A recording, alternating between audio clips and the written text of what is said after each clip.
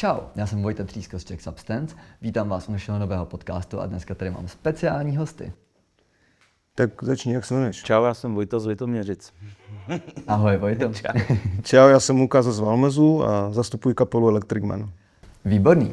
Já na vás mám nějaké otázky, kluci. Moje první otázka je, jak byste popsali vlastně vaši tvorbu lidem, kteří o vás nikdy v životě neslyšeli? Tak pustím se do toho teda asi první já. Takže my jsme nebezpečná kapela svým stylem a svým chováním. Jsme těžce zařaditelní, protože to se nám nikdy nepodařilo se někam vlézt, kam bychom patřili. Tím jsme vlastně možná zajímaví a určitě jsme zajímaví i tím, jako, co děláme celkově. No, já jako každá kapela nebo každý umělec ti řekne, já jsem tak jako těžko zařaditelný, to je taky sranda, že jo? Protože to tak jako je. Každý si nerad bejvá v nějaký škatulce, no. Já jako takový nějaký drzej folk třeba by se dalo říct, že dělám. Ani ne drzej, nebo upřímnej, bezprostřední, tak. No a jak dlouho tu hudbu vlastně děláte? Tak u nás už je to 30 let. To znamená, už minulým rokem to bylo 30 let. Té příležitosti jsme vydali i desku, kterou jsme tak jako nějak pokřtili a s tím jsme dali nějaký takový tour po 30 letech. Moc se s tím teda jako nechválíme, protože nikomu nechci říkat, že jsi starý kokot a hraješ 30 roku. Takže to si necháváme pro sebe, tak to tady teďka od tajního. No a dobrý. No, tak já tak uberu 10 a myslím, že tak 20 let, jako takhle. Už na škole jsme měli kapelu punkovou s klukama, Malý pivo, takže nějak jako od té puberty prostě ta kytara mě jako baví a hudba mě baví, ale pak jsem se vrhnul na hereckou dráhu a ta muzika byla jenom takovej spíš jako koníček a nějakých třeba 15 let to dělám vyloženě jako už hlavně hudbu a teď posledních 10 let už jenom vlastně jsem opustil i všechny ostatní aktivity, už vůbec nehraju v divadle, nehraju v seriálech a už vlastně dělám jenom hudbu. Rozumím. A to třeba děláš hudbu jako díl, než já jsem naživu. Mě by docela zajímalo. Kolik ti je teda? Mě 23. Je. Jo. No a mě by právě docela zajímalo, jak se změnil tvůj pohled na party život od té doby, co jsi začal tu hudbu jako dělat. Protože to muselo být úplně něčem jiným, ne, tehda? No jasně, tak vem si, že ten lifestyle se ti jako posunuje v životě po těch dekádách, že něco jiného bylo v 90kách, něco jiného bylo milénium, něco jiného je teď. To je jasné, to musím přizpůsobit, ale vlastně ani musíš, jo? Jinak by si chcípnul, jako nemůžeš zůstat na jednom bodě a být jenom nějaký zarytý metalista, ty vole s dlouhýma mastnýma vlasama a myslet si, že tě budou všichni uznávat, to je prostě blbost. Jo. Každý člověk by se měl v tom životě posouvat, ne třeba nějak moc rychle, ale někam jako směřovat a jít. Jo. A my to takhle děláme a funguje nám to. Jo. Nechceme být jako zaprdění dětci někde ve Valmezu, co hrajou nějaký underground. Mm-hmm. Jo, a jak pro tebe vypadá jako dneska fakt dobrá party? Dobrá party? Tak dobrá party, když ji přežiješ. Jo. To znamená, jako je to o tom, jak jsme to brali tenkrát, pak jako uprostřed, jak to bereme teďka. Za nás je teďka dobrá party, když si ji fakt jako užije, že je to jako komplexně jako nabité nějakým zážitkem, který si zapamatuješ, jo? Takže se nemůžeš úplně moc jako skalit a sejmout se, ale když na druhý den nevíš, kde jsi ani vlastně byl, to je jako na hovno, to člověk už dneska nechce. Jo? Takže pro nás je taková jako party dobrá v tom, že si fakt si něco odneseš, že jako nějaké uznání, nějaké prostě zásluhy třeba po koncertě, jo? Když to chceš, jako ty si to chceš pamatovat, ty vole, že to bylo super, že lidi za tebou přijdou a nevidí tě jenom pochcaného někde v backstage a vlastně jdeš domů jako fakt naplněný. Jo. Tak to vidím. Je to velký kontrast s tím, jaký to bylo ze začátku? Jistě. Jo. Právě, že na začátku to bylo naopak. Jo, to vás viděli lidi. První byla party a pak se až něco dělo, no, takže to byl fakt jako průser. Jo. Ale takovej byl svět. Rozumím. Máte nějaký rituály jako před těma koncertama, který třeba jako zahrnujou nebo nezahrnujou nějaký psychoaktivní látky? No, tak já mám rituál ještě k té minulý otázce. Já jsem šel jako u party ze 100 na 0 víceméně. Pro mě je dobrá party žádná, já jsem taky zatažený teďka. A přestal jsem chlastat kompletně už asi 8 let, to je. A jak říkám Lukas, prostě po těch koncertech byla tradice se ožrat se všema, co jsou na tom koncertě. A ono ještě z začátku, když chodilo těch lidí míň, tak to šlo vlastně si s každým dát panáka, jako s těma 30 lidma. Ale pak si člověk přesně nepamatoval, měl nějaký morální kocoviny. Takže pro mě teďka je krásný jako to, že si všechno pamatuju a můžu vstřebat ten zážitek a pokecat po koncertu s těma lidma a pamatovat si to. Je to tak, no já si myslím, že tak, jak jsme to dělali dříve, že ta party jela celý den, jo, že vlastně si začal někde kolikrát už ráno, nebo odpoledne, nebo večer, nebo za ní nespal a přijel si z nějakého koncertu a šel na druhý, tak si zrovna zůstal v non-stopu a jel zdál. Takže ta party jako prolezla ti tím třeba celým dnem a pak si zase někde skončil a vlastně v tom už měl takový jako bordel, že vlastně nevěděl ani, co se děje. Jo? A to bylo fakt jako na hovno. Ale když nám všichni říkali, že tak je to správně, nebo to okolí to vidělo takhle, že vlastně všichni to dělali. Všichni chlastali, všichni hulili, všichni dělali bordel, chodilo se do hospody, chodilo se po non-stopech, jezdilo se na party, tak to bylo fajn, jo, jako vlastně a vydržel z toho hlavně, jo, když ty bys to měl vydržet ještě 20 roků třeba, jo. Yeah. Takhle existovat, my už to umíme jako si přepočítat na své roky, no. Takže bylo to normální a dneska už to úplně takhle normální není vlastně ani u vás mladých, mi to tak přijde. A to byl ten nějaký jako konkrétní bod, kde se to u vás převrhlo, nebo to byl spíš takový ten jako postupný posun? Je to vývoj. Je to vývoj s tím, že je dobré asi v životě, když ti začne něco srát tady v tomhle, že si řekneš, pič, já jsem debil, vole, už to kurva jsem na to vyser, vole, pojď něco dělat, nebo vyser se na ty dementy kolem sebe a pober nějaké dobré chábry a pojď to někam, vole, dotlačit, jako. A ten chlast v tom jako dělá jako strašné svinstvo. Protože vlastně dělá jako z debilů chábry v tu chvíli. Jo, a to jsme řekli, že najednou ti to přijde, že to je vlastně v pohodě a všechno je normálně, je to fakt party a všichni ožralci jsou tvoji nejlepší kámoši, ale ve finále zjistíš, vole, že jdeš do prdele s tím. To formovalo třeba ten tvůj jakoby vztah takhle k látkám, to, že jsi z Valašského Meziříčí, byl jsem tam párkrát kalil a většinou to tam bylo docela drsný. Mělo to teda nějaký vliv? Jistě, že ano. Jo, tak u nás hlavně se ve velkém pěstovali brka všude, možná někde to šlo, kolem Bečvy to bylo jedno velké pole, každý to měl na zahradě, každý to měl doma, bylo to úplně naprosto normální. Jo. To dneška moje máma z toho dělá mastičky, jo, ale to se bavíme spíš o těch měkkých drogách. Jo. Kdyby tě zajímaly ty tvrdé, tak k tomu úplně nemůžu moc říct, protože třeba perník byl všude a vždycky bude. Jo. Všude byly varny, jo. U nás ve Valmezu 7patrový hlídka, klasika, snad možná to tam ještě do dneška. Jo. Tam se vařil perník, byly různé pěstírny v Rožnově, všude možně, všechno to vybrali Benga, vybrali to, za týden to bylo znovu. Jo. Takže to jako prostě prolez asi do každého města, všude ty drogy jsou. Jak měkké, tak tvrdé, tak já nevím jaké. A akorát to musí člověk nějakým způsobem pozorovat. No. Ale jsou ty oblasti některé takové, jako já jsem ze severu Čech například a tam to jelo jako taky hrozně. Taky jsme byli taky jako centrum perníku prostě a všeho. A myslím si, že to trošku souvisí vždycky s tou situací, jako kde seš a co je tam za okolí. A přestože já jsem z Litoměřic, což je malebné město a vždycky bylo. Jako, ale nicméně je to sever Čech a ten prostě sever je jako takovej svůj a taková trošku depka a trošku to, takže to samozřejmě svádí k tomu, že tam jede všechno tohle. Je to vidět vlastně i na jiných městech, když jedeš tou republikou, ty koncerty, tak vidíš, co ti kde lidi nabízí, že jo? To je jednoduché. Jo?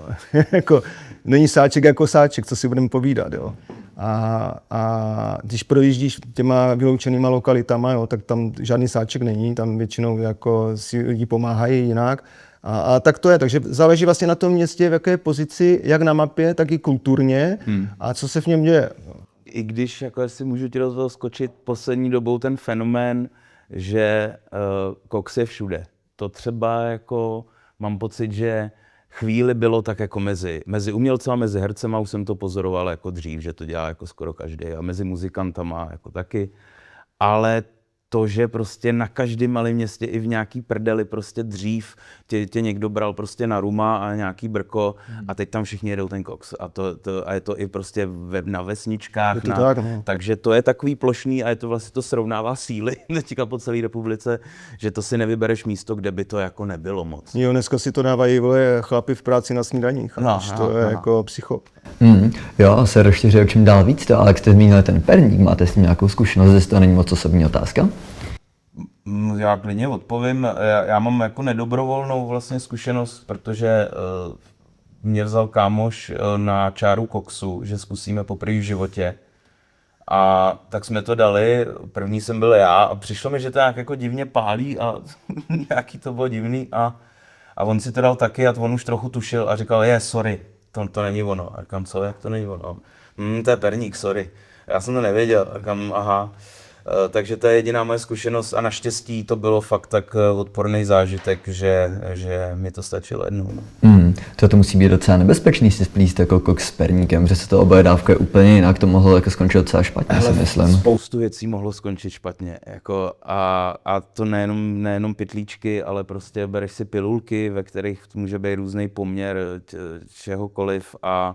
Jako extáze, myslíš? Jo, jasně, třeba, nebo nějaký LSD a může to taky zrovna být něco a to, že to funguje nějak a ty si řekneš, jo, tak to bylo to srdíčko, to je to dobrý, tak to neznamená, že no prostě jako já celý tady ten svý zážitky s drogama beru jako velký štěstí, že se nic hroznýho nestalo a fakt si myslím, že k tomu byly jako kousky v určitých chvílích, aby nějaký fakt velký průser se stal a hrozně děkuju někomu, sobě taky a svýmu okolí, že k ničemu brutálnímu nedošlo, že jsem tak nějak s čistým štítem to nechal za sebou. Jo. Je to tak, ale ty jako to šlápnutí vedle v těch drogách máš i třeba blbé trávy. Jo. Fakt tam kolikrát jsem mi dostal na pódium špek, vole, kde si dal čtvrt prd a úplně byl odpálený. Já jsem nemohl pokračovat, vole, zpívat. To jako, chápeš, tam fakt nevíš, co ti kdo dá, vole, pod čumák, jo, tak na to jako bacha, jo. Měl by člověk asi brát jako nějaké ověřené drogy, nebo něco, nebo si dávat trošku aspoň pozor a, vole, nebrat první skank, který, vole, dostaneš, vole, do huby a nabít si, vole, plnou šlukovku, jo. To jako, fakt se mi to stalo několikrát v životě, že si člověk jako potáhl, fakt jako jenom jako tak relaxačně a úplně, vole, odchod. Jo, takže dokážu si představit, že když ti dá někdo jako, fakt jako nějakou špatnou drogu, která je brutálně přestřelená a někde se zčáruješ, vole, takže jako jdeš úplně do hajzlu. To my říkáme jako často lidem, neberte drogy, kteří vám dávají random lidi v klubech, tak pro vás to musí být jako ještě těžší, když vám to nabízí půlka klubu, ne? Nebo stává se to? Jako, to víš, že se to stává, všichni to nabízí. Chodí za mnou, mi to cpou do kapes a prostě prochází mezi lidma, mi tam něco strčí, jo, sáčky, brka, všechno. Většinou to předám dál a jdu do prdele, jako, to jako ne. No.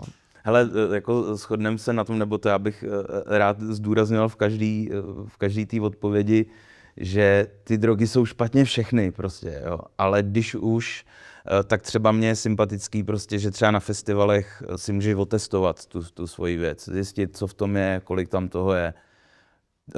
Přijde mi to lepší, než to úplně potírat, protože samozřejmě, že víme, že nejlepší je jít a nic si nevzít, ale když už teda toto, tak proto mě tady ty iniciativy vlastně se líbí se mi, když někdo někomu dá čistou jehlu, radši než aby se zprasil něčím. A vím, že na to půlka lidí řekne, ne, prostě celý zakázat špatně, ale já si myslím, že tady ta iniciativa, aspoň to je prostě, jako, když už to někdo si chce vzít, tak mu to stejně nerozmluvíš, tak aspoň, když si může otestovat, jestli to není nějaký úplný humus, který mu může fyzicky, psychicky ublížit. Přesně, my jako vždycky říkáme, že tady drogy byly, jako jsou a pravděpodobně vždycky budou. A jako hodně lidí se snažilo říkat ne, jako v Číně říkají hodně jako rázným způsobem, neberte to. Stejně jsou tam lidi, co dílujou a co užívají. To se prostě jen tak nevymítí, musí se těm lidem jako pomáhat.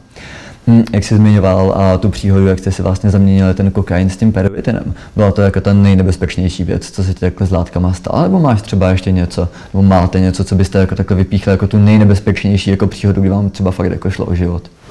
Já bych ještě tak jako, tady vlastně nešlo úplně o život, šlo jenom o nějaký, protože ten perník, prostě ta návykovost je šílená, že jo, takže tam bylo spíš velký nebezpečí co se bude dít potom, jestli jako na to nebudu mít ještě někdy chuť, zaplať pánbůh jako vůbec, ale myslím si, že nebezpečné situace v mém případě vznikaly s psychedelikama, který prostě se nekontroluješ a já jsem třeba měl takovou tendenci líst do výšek. To jsem taky dělal. Takže jsem různě zprasený, vylez na různé věci a mám strašně štěstí, že to dobře dopadlo. Prostě když o tom mluvím, tak úplně mě tady nažene se něco v břiše a říkám si, ty vole, to jsem měl kurva štěstí. No, takže tak třeba. Jako znám ty případy v okolí, kteří si fakt jako třeba i zranili, fyzicky dopadli špatně, protože takhle někde jako skočili. Já jsem taky teda lozou do výšek, ale jako vychlastaný spíše. Já jsem spíš s tím chlastem mám takové jako blbé zkušenosti v tom nebezpečí, tam se mi to párkrát podařilo, že jsem taky jako vyklouzl úplně jako ochloupek, že jsi někde lezl a ty vole, spadl si zrovna tak, že jako si tu hlavu nezlomil. A já vím, co je to být na tom špatně, protože můj brácha je kvadrapledik, takže na vozíku má zranění krčního obratle, takže vím, jak bych mohl dopadnout. Takže člověk si říká, ty píčo, no ještě, že jsem kurva přežil, jako fakt kolikrát, a to je jenom blbej chlast, jo. Takže kolikrát já říkám, fakt ten chlast je největší kunda, vole, která je, protože to je úplně sejme, jo. Jsem rád, že jsme se k tomu dostali a ještě to doufám to párkrát jako zopakujeme. No já myslím, jo. To, že jako je to ještě podporovaný všema, že máš reklamy, že jdeš na fotbal a koukáš, že první ligu sponzoruje tady ten chlast, tady ten chlast, je normální, že po fotbale se přeci jdou všichni na pivo a ta normalizace toho chlastu je podle mě na tom to nejnebezpečnější, protože ten samotný chlast, já prostě i nechápu rozdělení chlast a drogy.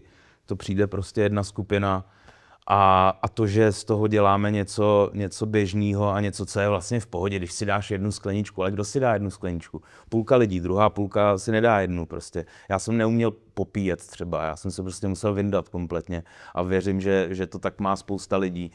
A jasně, dá se to obecně vzít, že prostě dobrého pomálu a všeho moc škodí.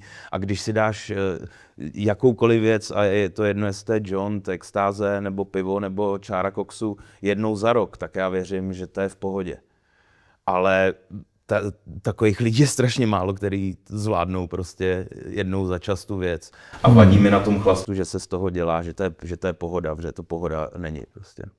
Vidíš to, my když máme takový harm reduction stánky takhle právě jako na festivalech nebo na koncertech, tak jako největší procento případů, kdy někomu musíme pomáhat, tak jsou právě lidi jako opilí, lidi pod vlivem alkoholu. Dokážete třeba jako z vlastní hudebnické praxe říct, že jako je to takhle podobně, že jako nejvíc úrazů se stává třeba na těch koncertech jako lidem na alkoholu, nebo že jsou tam jako nejproblémovější takovýhle lidi, nebo to je třeba trošku jinak z vaší zkušenosti? Já myslím, že ten problém je, že ten chlast jde většinou ruku v ruce s těma ostatníma věcma a ta kombinace je prostě, to je špatně, jako to je vyloženě špatně, to už pak nevíš, co jak působí a jak si kontradikuje a jak to vůbec, takže myslím si, že nejhorší je, když chlastáš a do toho ještě něco jako cpeš, tak to je úplně prostě špatně. No. To tady mám zrovna jako otázku, co kombinace, tak jestli máte jako nějakou no-go zónu, kterou byste fakt nikomu nedoporučili míchat, tak hádám, že ten alkohol jako s věcma. Ještě něco takhle dalšího? Tak asi všechno je fakt špatně. Všechno je špatně. Co si budeme říkat, vole, to je fakt všechno na hovno. Jo. Já fakt jsem zažil spoustu fanoušků, kteří byli jako fakt vychlastaní v komatu, že jsme je vezli do Kroměříže a tam jsme je nechali prostě u léčebny, jo, protože to fakt nešlo a to ani se nedával nic jiného. Tak si představ, když se vypiješ jak zmrt a máš 3-4 promile, pak do sebe nasypeš nějaké, já nevím co, bordely, zhulíš se na to a pak máš nějak jako v životě fungovat, i to je prostě píčovina. Jo. Takže vlastně, když budeš mixovat cokoliv dohromady, tak akorát to bude větší průser. Jo. A fakt, jako vrátíme se zpátky k tomu chlastu, že u toho to celé začíná. Jo. Ten člověk potřebuje nějakou odvahu na začátku, aby se k tomu dostal a ten chlast je ten spouštěč. A to je to první, jak říkáš, co ten stát jako podporuje, nebo ta naše společnost, říkáme, pejčeš jak vole, Chlastat se může, podívej se na všechny rodiny, jak se to rozpadává. No kvůli chlastu, je to jasné, jo. A to jsou už lidi, kteří by měli mít rozum, vole, kteří mají děcka, mají, vole, nějaké závazky a stejně to nepochopí. Takže pokud my necháme, vole, ty mladé lidi jako, vole, bumbat a potom, vole, postupně budou jako přitvrzovat a jak říkáš, mixovat a přidávat, no tak pak budou úplně všichni do píče, že jo. Tak to prostě, jo. Takže vlastně jakýkoliv mix je špatný, ale vždycky, když do toho dáš chlast, tak je to úplně největší průser. Ať si dáš cokoliv a může být zhulený, fakt viděl jsem tuny lidí, kteří nakonec vždycky skončili na tom chlastu, jakože do průseru, jo. Tak to je. A dobře si naťuk ještě jenom, že on ti dá tu odvahu, jako ten chlast. Takže znám spoustu lidí, kteří by třeba ani tu drogu nedali a dají potom jako ožralý. Protože si tak mi dej to oprda, ukaž mi, co to tam. A říkám, hele ne, ty jsi prostě to neměl, tak to ne to, prosím tě. A to dělá ten chlast. A tam pak můžou vznikat ty situace, že přesně prostě po pár pivech se někdo rozhodne, že něco novýho zkusí a to mu udělá úplně bordel v hlavě a to je prostě nebezpečný. Ale ten chlast je startovač toho, no. Protože to si koupíš kdekoliv a jako... Přesně tak.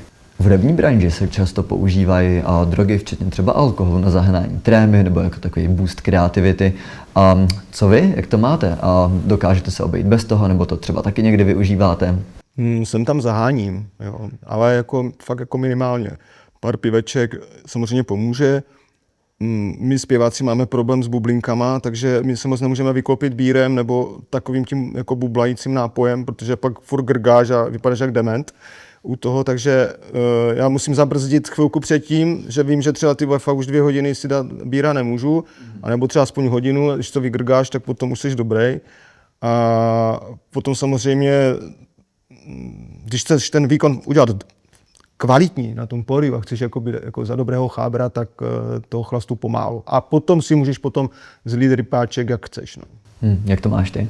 Já už to mám dlouhou dobu a vlastně i když jsem ještě jako chlastal a užíval cosi, tak stejně na těch koncertech já mám rád prostě být čistý. Protože ještě tím, že jsem tam sám s tou kytarou, cítím takovou zodpovědnost a velmi lehce bych propadl nějaký paranoje, že jsem něco posral nebo něco jsem zkazil a není, když bych hrál na basu v kapele třeba, tak si můžu něco třeba dovolit, jako, protože když mi něco ujede, tak se pak vrátím zpátky a je to jako... Je to tak, já si myslím, že všichni muzikanti to mají takhle stejně, ti, kteří chcou hrát a být dobří a dávat pod kontrolou ten výkon prostě, no. Dávat lidem fakt jako dobrý výkon, tak jako... Tak to zjíbej střízlivý. No, toho chlastu minimum, jenom tak jako na kuráž, můžeš si dát paňáčka třeba nebo něco, ale já třeba ty panáky vůbec před koncertem nedávám, fakt maximálně jako nějakého bíra někde, že si trošku jako zabíruješ, ale jinak srát na to. A víš, co je vtipný, ty jsi říkal ty bublinky a to je pravda a je to vlastně taková jako moje jedna z posledních závislostí, třeba mám rád kolu. A teď ale před tím koncertem já si nemůžu ani tu kolu dát, ty vole, protože prostě tam jsou ty bubliny. Takže já jsem fakt jako úplně mega trapnej a ještě jak mám ty písničky, které jsem psal od svých 18 let, kdy jsem fakt jako chlastal, mám songy, které jsou vyloženě takový ty pařící, punkový, prostě pojďme zlém se a haha. A furt je hraju, jako, a ty lidi potom nevědí, teď už jako to vědí z rozhovorů, jako, že jsem čistý nebo to, ale bylo to velký překvapení, když já fakt před koncertem vodičku, po koncertě vodičku, protože já většinou ještě řídím prostě sám, tak to zklamání u těch lidí, kdy prostě pojď, dělej, tak dáme, jo, když hraješ o těch rumech, tak pojď. A najednou řeknu, ne, já vůbec nic, tak to vznikají takový vtipný situace, no. Jako zklamávám lidi, ale bohužel, no, někdy. No jak zmiňuješ ty punkový začátky, jako stalo se vám za tu dobu, co vlastně tady tohle děláte, že jste už si říkali, no měl bych si najít odbornou pomoc, nebo že byste si ji jako přímo našli, buď to třeba vy, nebo jako někdo z vašeho okolí, takového bezprostředního?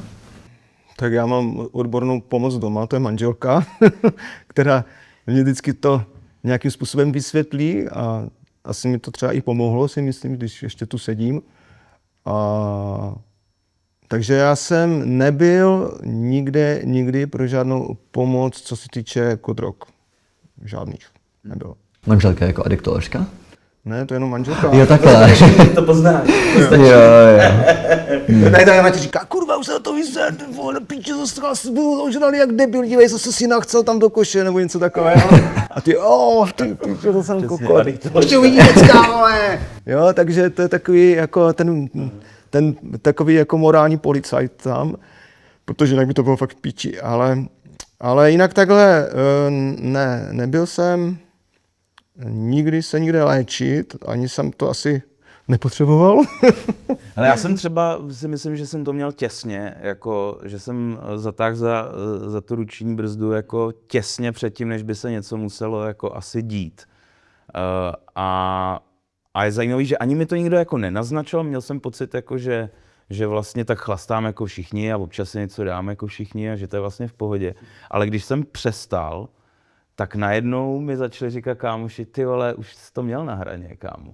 Říkám, no tak dobrý, že mi to říkáš teď, ale a že to ještě nebylo na to jako vyloženě na nějakou intervenci nebo jako mě někam tlačit, ale i já cítím sám, že to musel být kousek od toho, že kdybych to sám nestopnul, takže bych dál potřeboval si nějakou pomoc. Je to takové jako zvláštní, že známe tolik jako alkoholiků a různých fetek a já nevím koho všeho.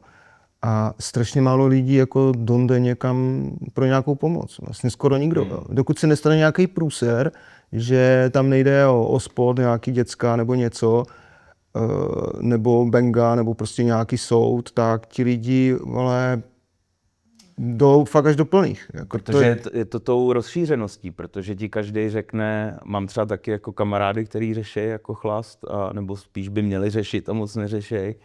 A většina lidí ti řekne, ale já nepiju o moc víc, jako já si dám 3 piva, jako ty, jako tamhle ten, jako to Ježíš.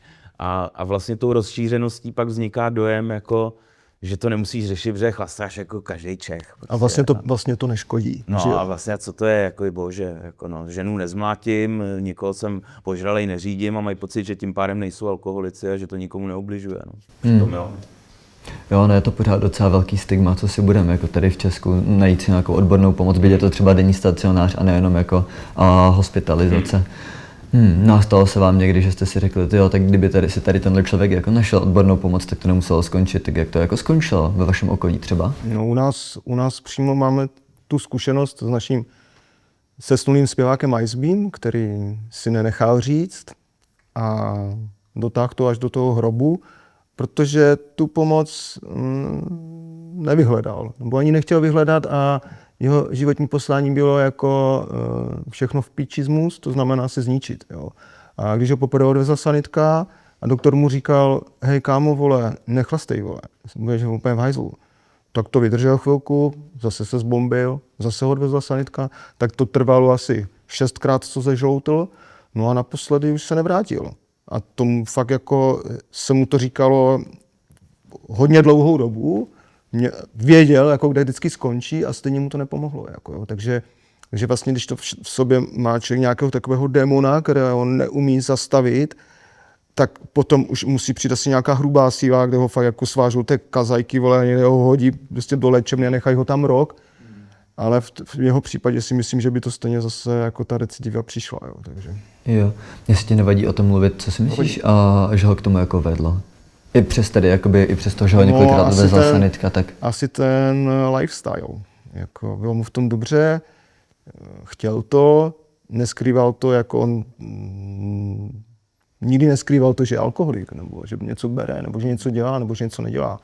Měl prostě takový život, i když je to paradox, protože vyšel jako z úplně jako zdravého týpka, vole, který Icebeam posiloval, nekouřil, měl super rodinu, fakt měl zázemí, rodiče v pohodě, ty vole, jo, konzervatoř, všechno. A pak se to nějak v tom životě zlomilo, že se chlastalo víc a víc a víc a víc, až to takhle dopadlo. Ale to je to, co my říkáme, o čem se tady bavíme.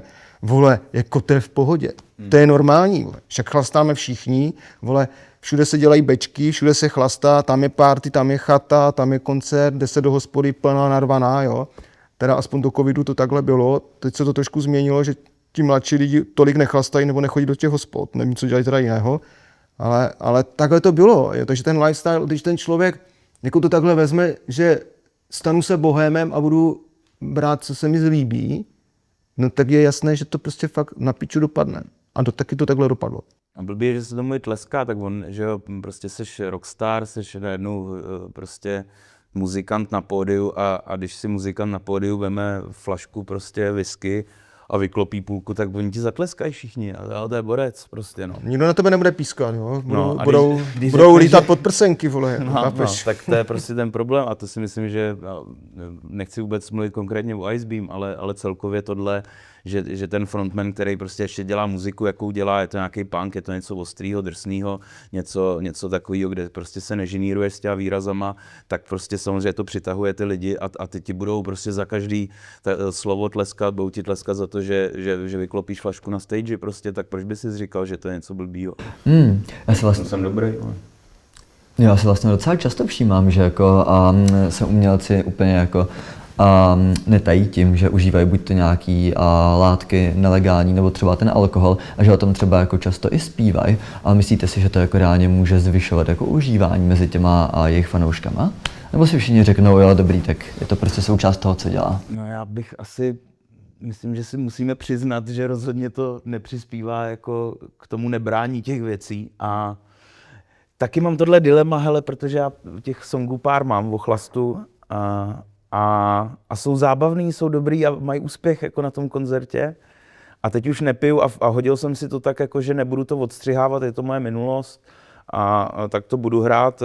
Vím, proč to vzniklo v té době, jaký to vzniklo, ale teď, když se o tom bavíme, tak prostě asi, Je to dost možný, no, že... a může to někoho podpořit v tom, jako když tady ten můj oblíbený zpěvák řekne prostě, že kalí a pojďme kalit a kalení je prdel, tak asi no, to víš, že to není jako pozitivní přínos. No. Já se toho bojím teda hlavně u těch raperů, který poslouchají jako často nějaký jako mladší děti a jak tam zpívá, jak se namíchají lín a potom si dají nějaký benze do toho. Tam je to podle mě docela průser jako s tou fakt jako nízkou cílovkou. No, tak jasně no. A jako...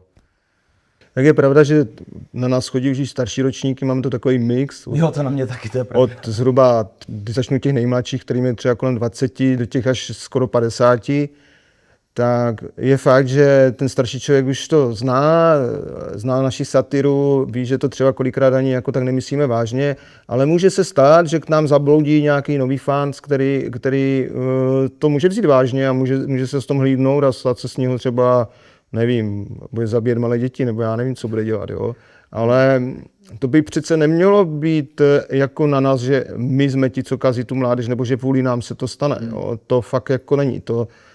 Ta osvěta musí nějaká být a nemůžeme být přece my ti špatní, co něco řeknou. Jo? Tak jako rozumíš, když sochař vytvoří Davida, no tak jako je vůli tomu jako špatný, že ta socha nahá, nebo někdo namaluje nějaký obraz a hned je z něho jako sadistický vrah, protože tam je nakreslená kostra. No není, to je v pořádku, když někdo natočí film a natočí horor nebo porno nebo něco, no tak jako tak je to v pořádku. Tak proč my bychom měli být ti, kteří když něco říkají a říkají nějaké příběhy, že my jsme ta noční můra té společnosti, jo? Jakože vlastně furt to musí být na tom člověkovi, že ty vole, tak oni to sice říkají, ale já mám vole mozek v hlavě a já si musím kurva říct, že to je špatně. Tak si má říct, no to jsou ale skurvené trosky, vole. Tak jsem se na ně přišel podívat a vole, já na to seru, jo. Ale pokud si ten člověk zatím jde a hledá tu cestu, jak se k těm neřestem dostat, no tak se dostane, tak si se dostane přes nás,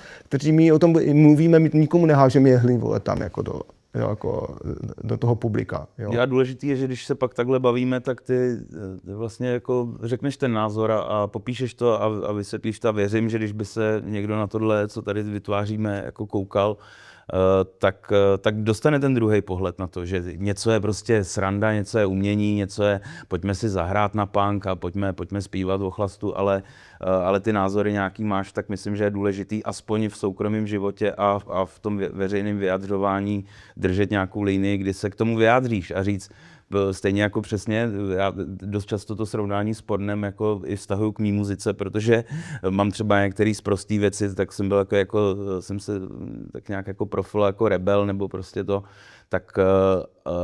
tak pak lidi třeba za mnou přijdou po koncertě a mluví strašně sprostě na mě. A teď já mluvím normálně a oni za chvíli uberou, protože prostě chci dávat, hele, to je takový umění prostě a taky když je někdo pornoherec, tak to neznamená, že když ho si sem pozve, že si tady začne honit péro okamžitě, nebo že ti to začne stříkat na prostě, hlavu. například. No ale je to, No, je to tak, jak je to říkám. umění, no. Tak ať se ti lidi na nás jako podívají. Ty vole, normálně fungujeme, jsme normálně fungující Máme rodiny, vole, děti. rodiče, máme rodiče, ale prostě je to nějaký fakt ten lifestyle, jako že my to jako říkáme, my se tím bavíme, ale tak všichni kurva vidíte, že žijeme, že jsme normální lidi. I podívejte se, co je za náma, jo? Jako prostě děláme desky, děláme prostě společné songy, děláme show, děláme prostě různé tour a to nemůže dělat úplný dement, jako jo. Prostě fakt jako fungujeme. Ale to, že lidi nejsou schopni jako vyselektovat z toho jako tu srandu nebo nějaký jako zábavný jako názor, to už je jako jejich promiň, že jsou dementi v tom případě. Jo? My jako něco říkáme, ale přijď se podívat na naši show, jak to vypadá. Prostě přijdeš jako z faxy nebo odneseš si tam jako brutální nálož energie. Jo? Něco zážitek, který tě normálně v životě nepotká. Můžeš se jít skalit, můžeš si zašukat do bordelu něco, ale když přijdeš na koncert a je tam pařba a je prostě plný sál, jo, tak si odnášíš prostě fakt jako brutální zážitek. A o to nám, vole, kurva jde. O to, jako, že tímhle my lidi bavíme. My nikoho nenavádíme, ať vole, nevím, vole, prcá chlapa, nebo ať si dá, vole, heroin. To je blbost, jako jo. My prostě o tom zpíváme o nějakých zážitkách a jak to je. A ten člověk musí přijít, pobavit se to. Tak, jak když jde do divadla, nebo si dívá na dobrý film. Jo. A potom si z toho odnést to, co on chce, to, co ho zahřeje na tom srdíčku a mít z toho radost. Jako. Jo, to já jsem jako tím vůbec nechtěl říct, že byste jako vy přímo mohli za něčí No, ano, užívání co jsi nebo tak. ptal? No já jsem se ptal, jestli si myslíte, že to takhle jako může na lidi působit. Já jsem vás Může, no. Ne, dobrá otázka, to víš, že může. Jo. On tenhle podcast budou sledovat podle mě jako hlavně lidi kolem třeba nějakých 20 let. Co byste vzkázali takhle jako dvacátníkům a kdyby to měla být jako jedna nejdůležitější jako rada ohledně drog? No, hele, 20letýmu člověku můžeš říkat jako co chceš. Víme to, ještě mladšímu. víme to všichni, rady moc nefungujou.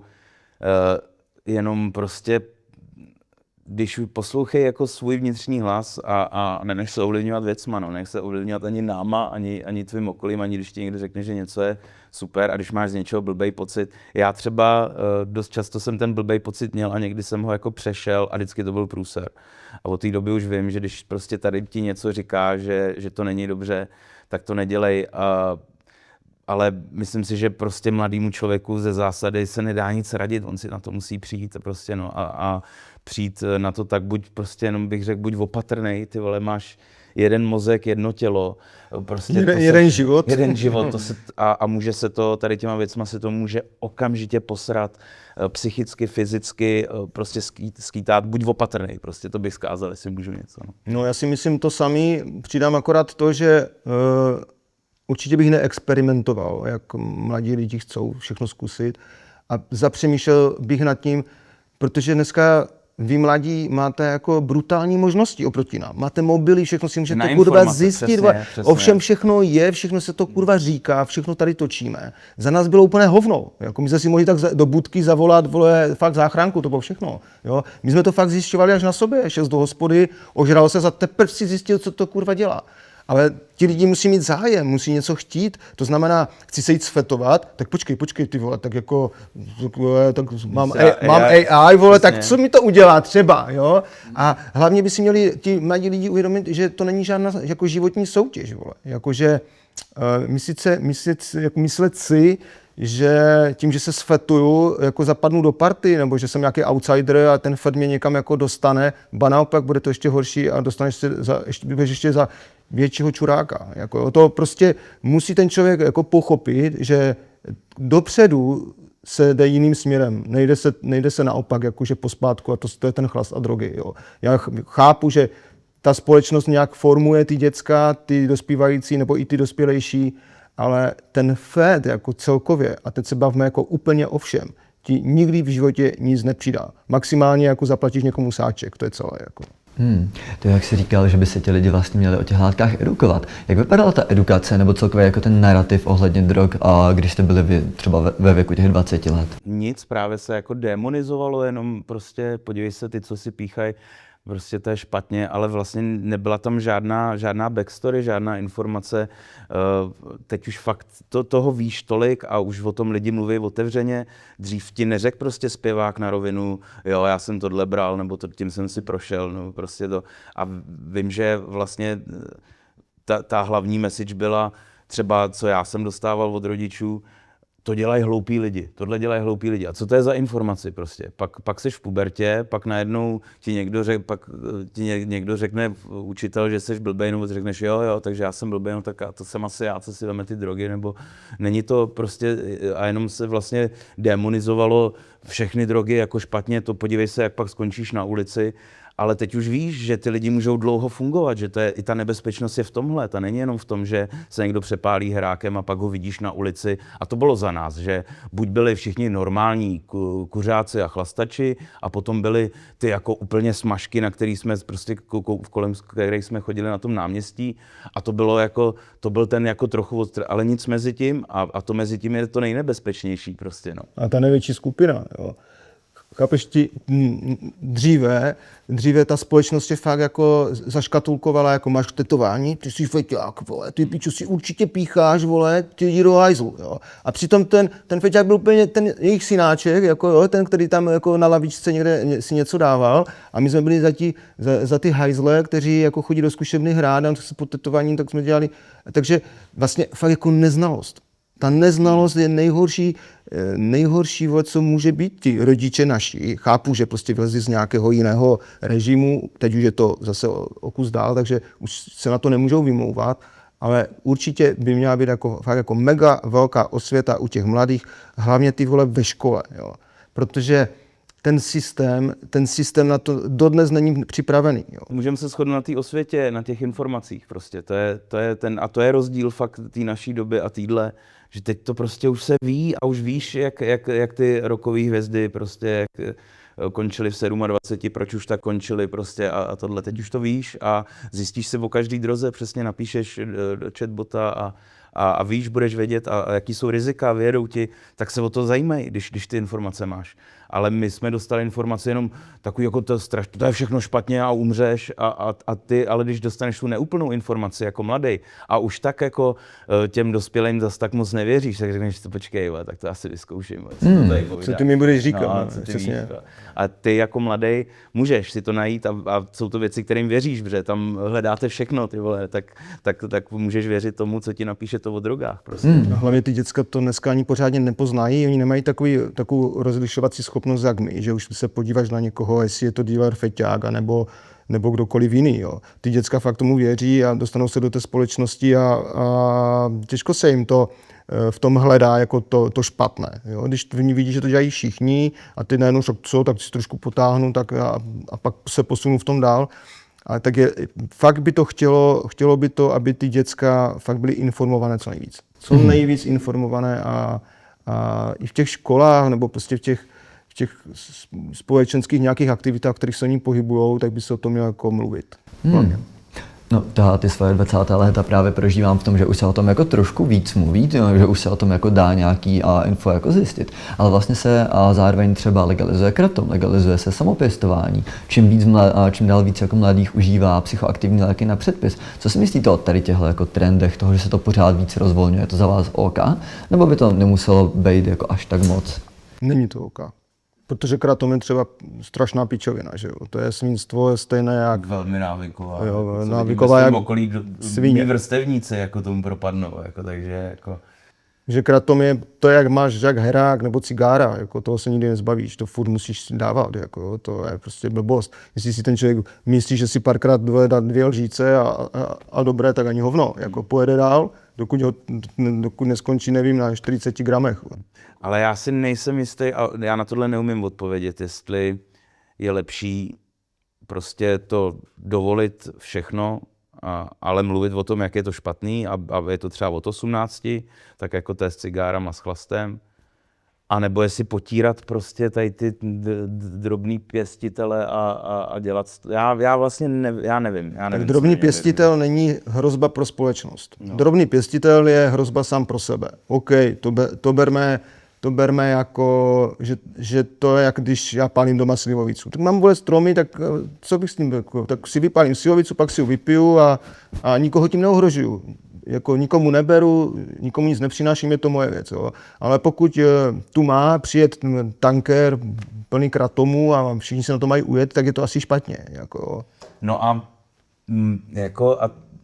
ty bys teda, já fakt na tohle neznám odpověď, takže teď se ji snažím jako hledat. Já bych nezakázal nic, jo? Nic a všechno dal od 18, protože samozřejmě. Tak, já bych takže dal, jsme si jistí, nebo že- třeba od 21, tak jak Jasně, když nemůžeš jasně, řídit jasně. vole tank, jo? Jasně. V 18, takže takhle bych to dal a prostě poradit si s tím nějak, ale právě investovat než do toho potírání a do toho po těch lidech jít a nevím co a dávat do toho prachy, tak právě do toho světy.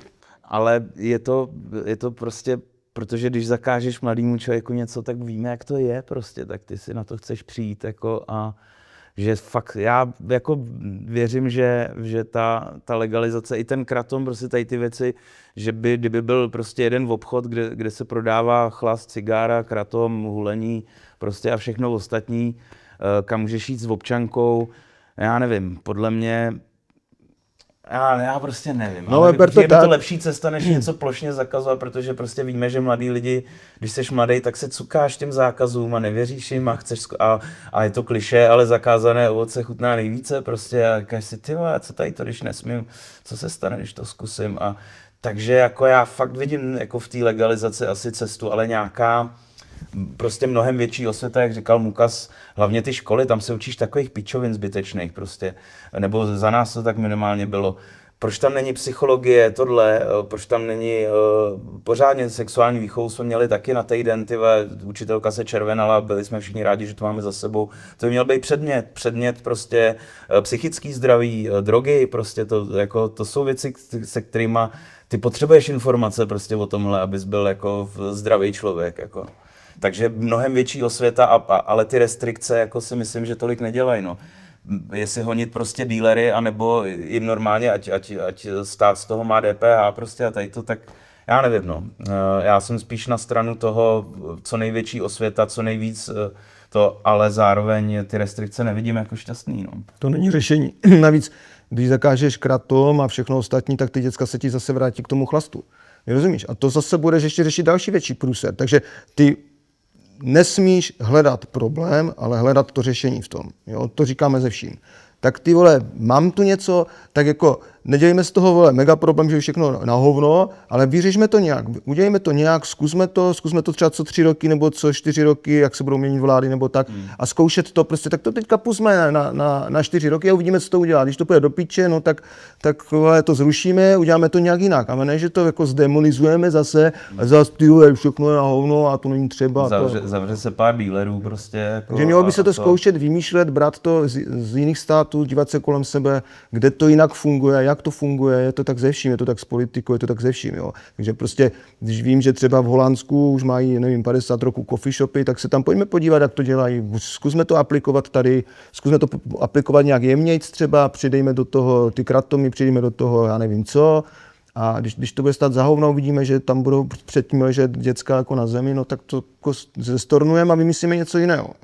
Což zrovna tam to funguje tak, že tam jako rodilýho Holanďana nebo někoho, kdo tam bydlí, tam jako v coffee shopu vlastně nepotkáš, tam prostě naběhnou turisti, který najednou, že to je dovolený, ale vidíš, že v tom dlouhodobém to neznamená, že holandská mládež je jenom vyhulená. Oni se koukají trošku skrz prsty na ty turisty, který tam prostě chodí a oni třeba to mají v kultuře, že tam to není, jako nedáš si na ulici prostě, nebo jako tam je ten coffee shop na to a věřím, že jako Holanděni různý si tam chodí jako dát brko, ale že za ty roky, jak to tam funguje, tak tam nevidíš problém. Tam vidíš problém akorát s turistama, který najednou to mají dovolený, tak prostě jedou bomby. Jako. No, tak to ale je, že tam to funguje, mi přijde. Jako to je, když přijedou Němci do Prahy, tak taky dělají, nebo Američani a chlastá se, protože najednou nás mají za alkoholický národ. Bonusový obsah z téhle epizody najdete na našem Hero. Odkaz najdete v popisku a na aktuálně běžícím Donio si můžete koupit 2 měsíce předplatného za cenu jednoho. My máme vlastně za sebou 3 dekády, to znamená první 10 let bylo jenom kalení. Ty chábrové z těch našich let jsou úplný trosky, že jo? To si jako fakt jako lidi myslí, že si dáváme doma herák k snídaní, takové